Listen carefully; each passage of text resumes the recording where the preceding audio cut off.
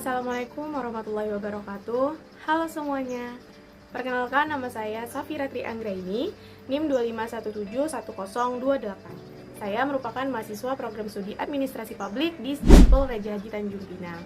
Nah, pada kesempatan kali ini saya akan mereview dan memberikan komentar terhadap sebagian subtema dari webinar Transformasi Birokrasi.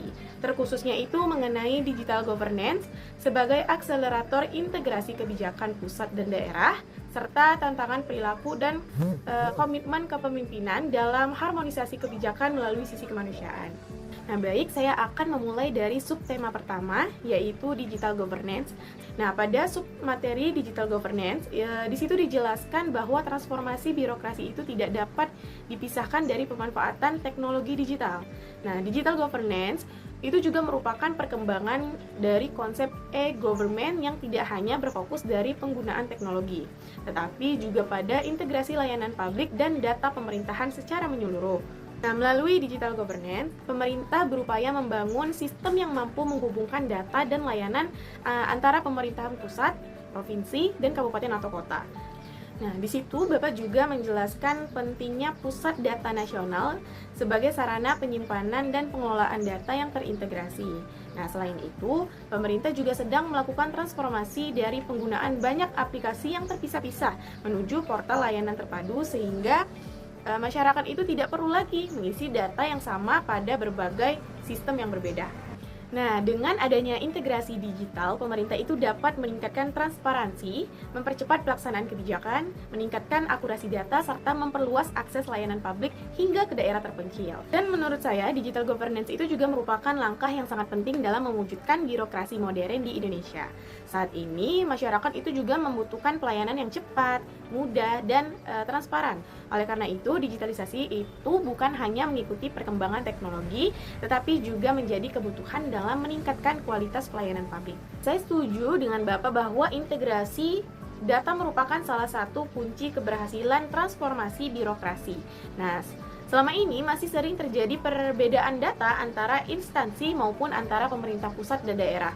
Nah, dengan adanya sistem yang terintegrasi, pengambilan keputusan itu dapat menjadi lebih tepat dan efektif. Saya akan melanjutkan untuk submateri yang kedua, yaitu tantangan perilaku dan komitmen kepemimpinan sebagai transformasi kebijakan melalui sisi kemanusiaan.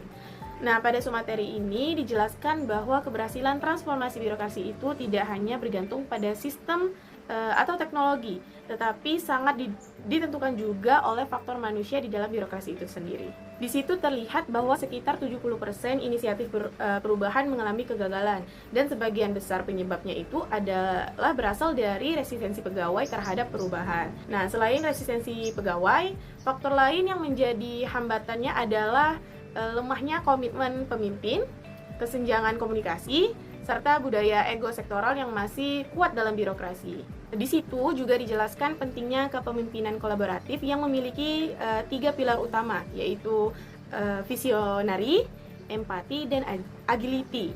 Nah, seorang pemimpin itu harus mampu menjelaskan alasan perubahan, mendengarkan bawahannya, dan memberikan contoh langsung dalam menghadapi perubahan.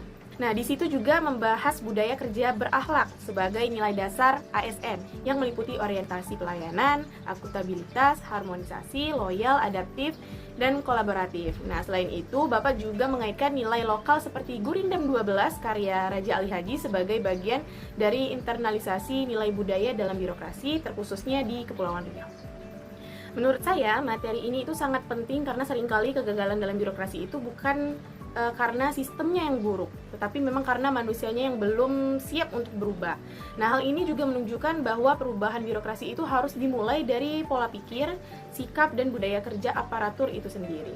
Nah, selain itu, saya melihat bahwa nilai budaya lokal seperti Gurindam 12 dapat menjadi pendekatan yang efektif dalam membangun karakter birokrasi yang humanis dan berintegritas.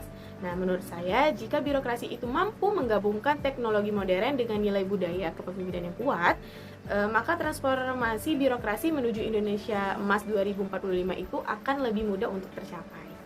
Demikian review dan komentar saya terhadap 2 subtema dalam webinar Transformasi Birokrasi. Nah, dari materi ini saya memahami bahwa keberhasilan transformasi birokrasi itu tidak hanya bergantung pada teknologi, tetapi juga pada kesiapan sumber daya manusia dan kepemimpinan yang baik. Terima kasih atas perhatiannya. Wassalamualaikum warahmatullahi wabarakatuh. Dadah.